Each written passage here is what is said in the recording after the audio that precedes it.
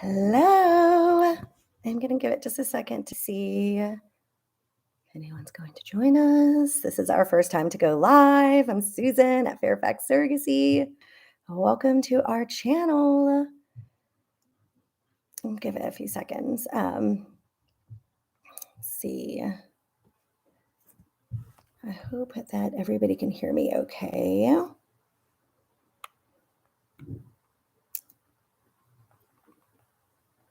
Check in with some more tech-savvy people to see if everybody can hear me before I spill it all.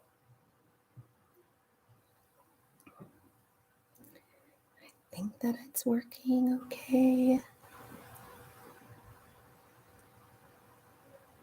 All right. I don't want to wait too long, so fingers crossed this is working. We thought we'd try out a new platform, and it shows that I'm recording, so I'm just going to get started. And if my volume's not working, then hopefully y'all are good at lip reading. So, welcome to our first ever question and answer live. My name is Susan Taylor, and in addition to being the surrogate program manager here at Fairfax Surrogacy, I am also a gestational surrogate ×2.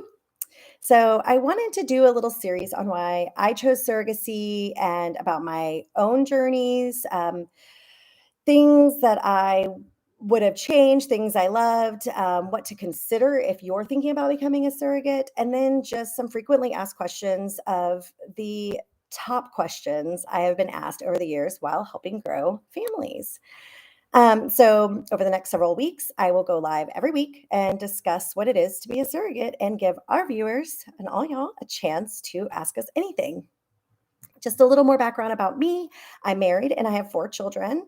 I'm also a licensed midwife, so you could say that I have a deep passion for pregnancy and childbirth. At the root, that really was one of my biggest driving factors in deciding to become a surrogate.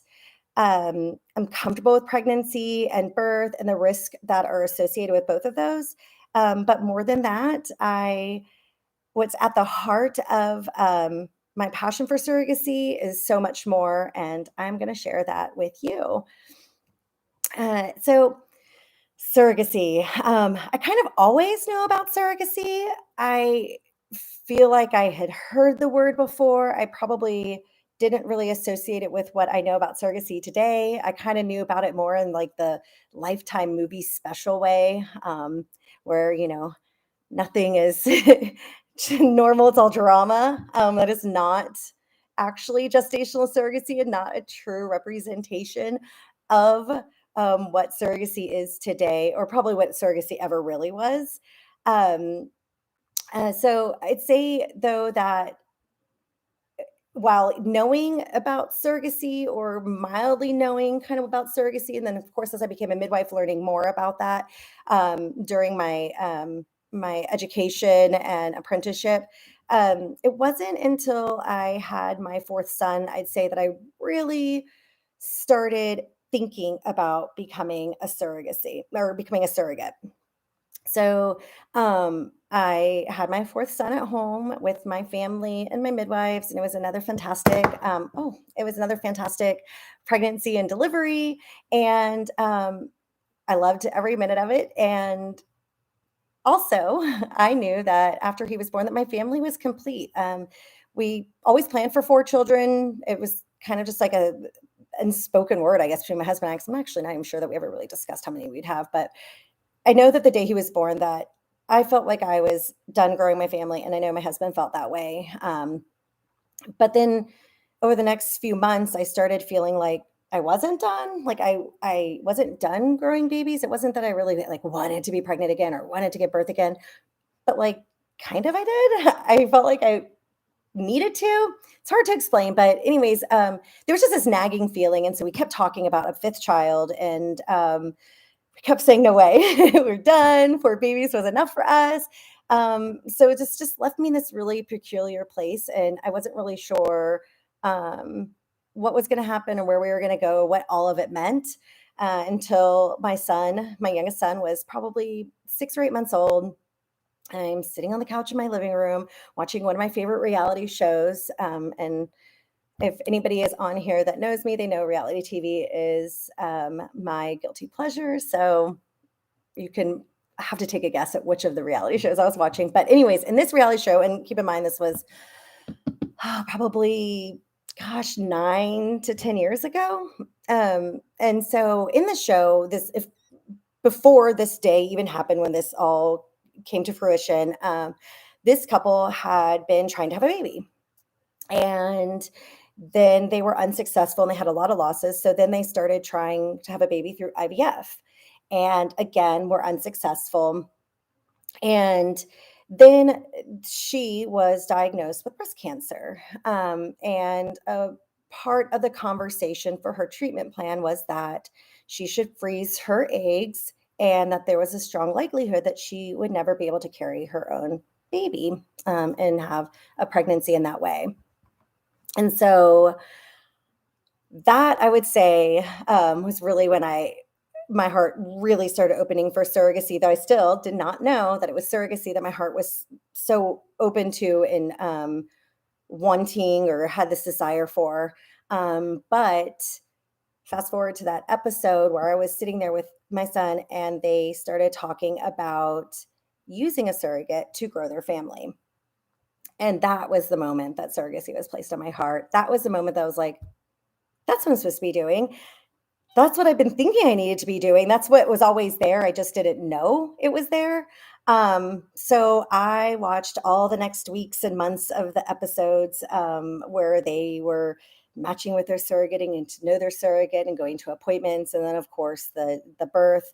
And I learned whatever they said in the show, which wasn't a ton, but it gave a little bit of better education than those Lifetime movies I had seen previously. And so that spark was ignited for me then. And for those of you who don't know what gestational surrogacy is, or what the difference is between the different surrogacies, because there is traditional and gestational, what I did and what we do at Fairfax Surrogacy is gestational surrogacy. So the surrogate is simply the carrier, the oven, the woman who gestates the baby. She is not at all biologically related to the baby.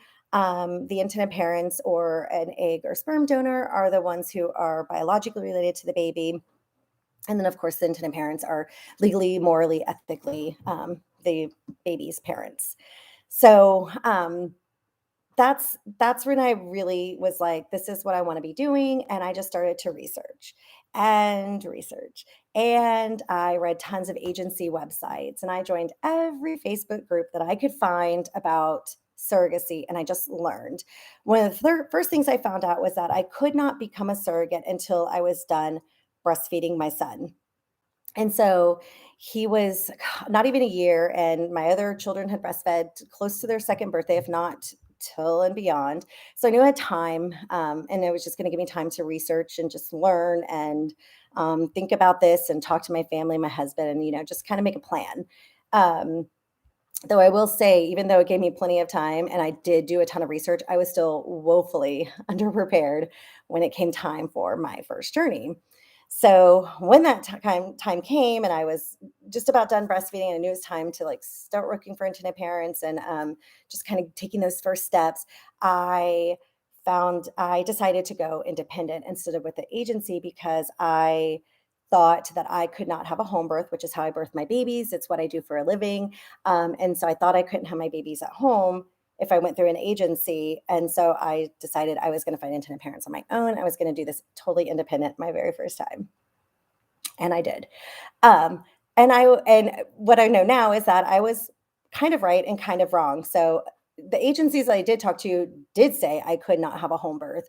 But that wasn't the case for all the agencies. And so, spoiler alert, my second journey, I had a home birth, with an agency. And Fairfax Surrogacy also supports our surrogates and our intended parents in choosing to birth wherever feels most comfortable and safest for them, whether that be the surrogate or the intended parent's home.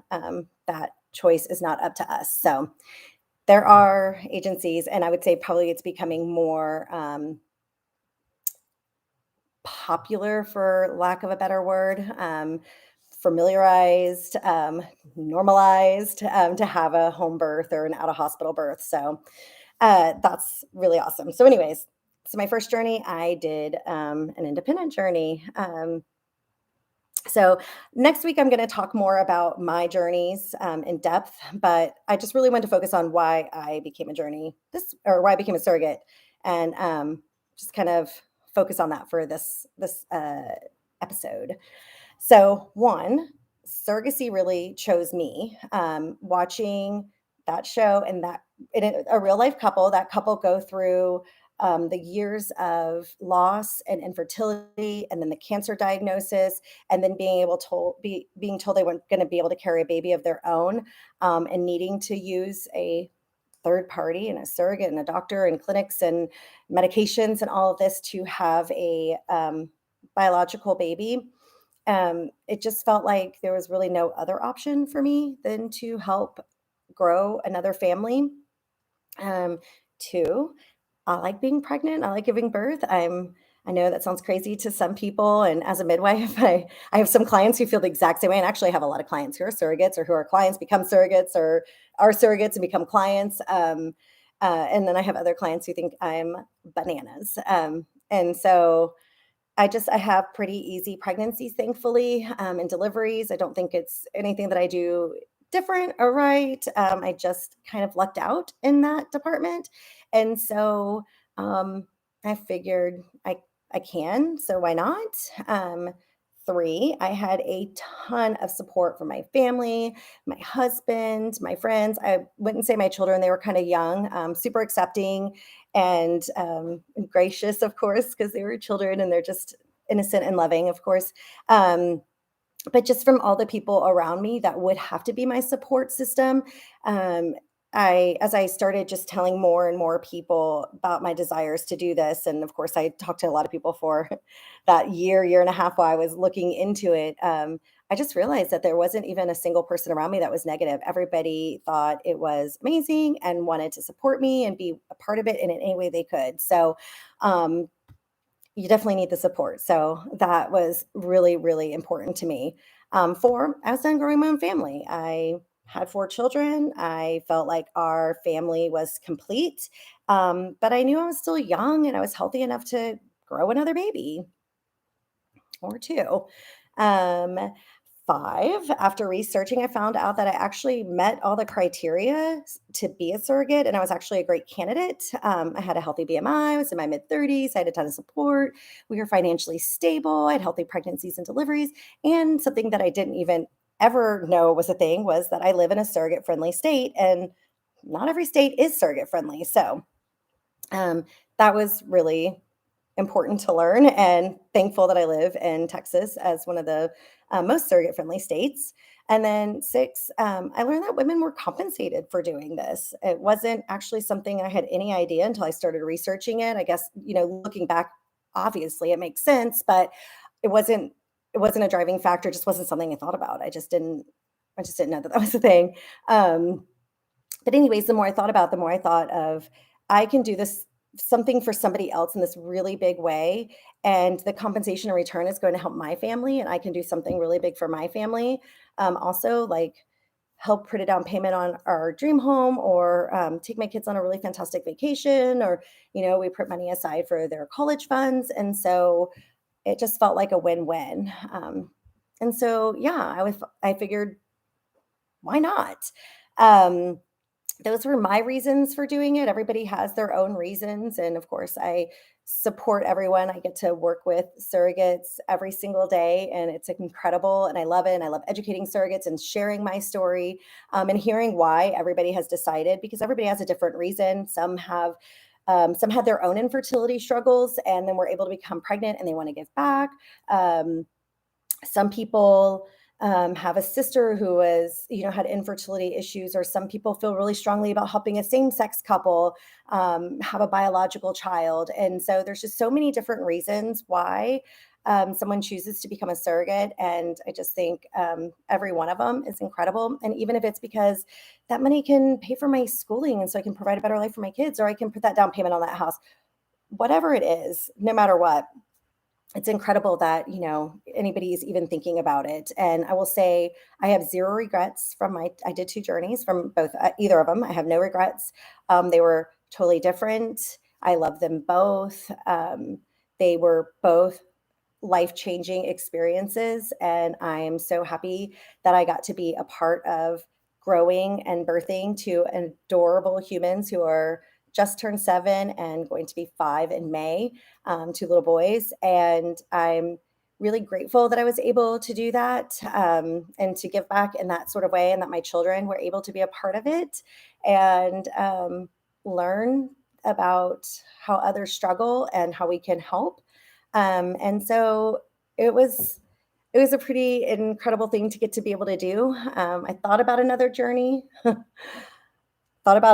lot, but ultimately decided that I grew 3 families. I had 6 babies, and that was good enough for me. So uh, I won't continue to ramble, because if you know me, you know I could ramble about surrogacy and pregnancy and birth all day long. So I'll just say, if you have any questions, please feel free to drop them in the comments, and I will either answer them in the comment, I'll respond to you, or I will cover it in my next live if I feel like it's something that is um, a really, really great question that we really want to spend some time talking about. You can also reach out to me directly. If you have any questions, you can reach out to me here on our channel. And I'll put my information also in the comments so that you can call me or text me, or you can email me. If you want to check us out, we are www.fairfaxsurrogacy.com, and you can read more about becoming a surrogate there, all the requirements to become a surrogate, more about the compensation, and about our program and our intended parents. And please join us next week, where I will share about my journeys, more about my journeys, in depth about my journeys, what was different, what was the same, what I loved, what I would change. I will tell it all. Thanks for joining.